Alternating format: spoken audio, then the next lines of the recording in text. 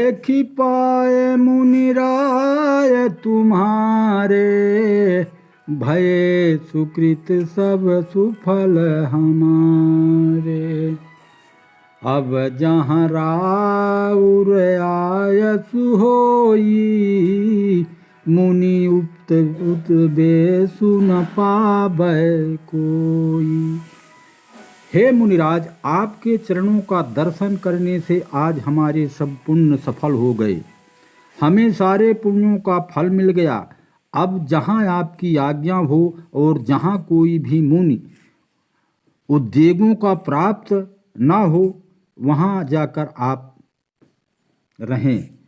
मुनि तापस जिन ते दुख लाही, ते नरेश बिनु पावक दहही। मंगल मूल विप्र परितोषु, दहाई कोटि कुल भूसुर रोषु। क्योंकि जिनसे मुनि और तपस्वी दुख पाते हैं, वे राजा बिना अग्नि के ही अपने दुष्ट कर्मों से ही जलकर भस्म हो जाते हैं। ब्राह्मणों का संतोष सब मंगलों की जड़ है, और भूदेव ब्राह्मणों का क्रोध करोड़ों कुलों को भस्म कर देता है। अस जिय जानि कहिए सोई ठाऊ, सिय सो मित्र सहित जहाँ जाऊ। तहाँ रचि रुचिर परम तृणमाला, बासु करो कछु काल कृपाला। ऐसे हृदय में समझकर वह स्थान बतलाइए जहाँ मैं लक्ष्मण और सीता सहित जाऊं, और वहाँ सुंदर पत्तों और घास की कुटी बनाकर हे कृपाल कुछ समय निवास करूं। सहज सरल सुनि रघुबर बानी, साधु साधु बोले मुनि ज्ञानी। अस न कहऊ अस रघुकुल के तू, तुम पालक संतत श्रुति से तू।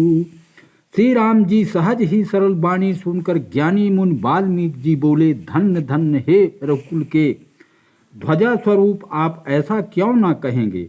आप सदैव वेद की मर्यादा का पालन रक्षण करने वाले हैं। श्रुति से तु पालक राम, तुम जगदीश माया जान की। जो सृजति जगु पालति, हरति रुख पाये कृपा निधान की। जो साहस शीशु अहि सुमहि धरु, लखनु सचराचर घनी। सुर काज धरि गण राज, तनु चले दलन खल निशिचर यनी। हे राम, आप वेद की मर्यादा के रक्षक जगदीश्वर हैं। आप जानकी जी आपकी स्वरूप भूपा माया हैं, जो कृपा के भंडार आपकी रुख पाकर जगत का सृजन पालन और संहार करती हैं। जो 1000 मस्तक वाले सर्पों के स्वामी और पृथ्वी को अपने सिर पर धारण करने वाले हैं, वही चरण के स्वामी शेष जी लक्ष्मण हैं।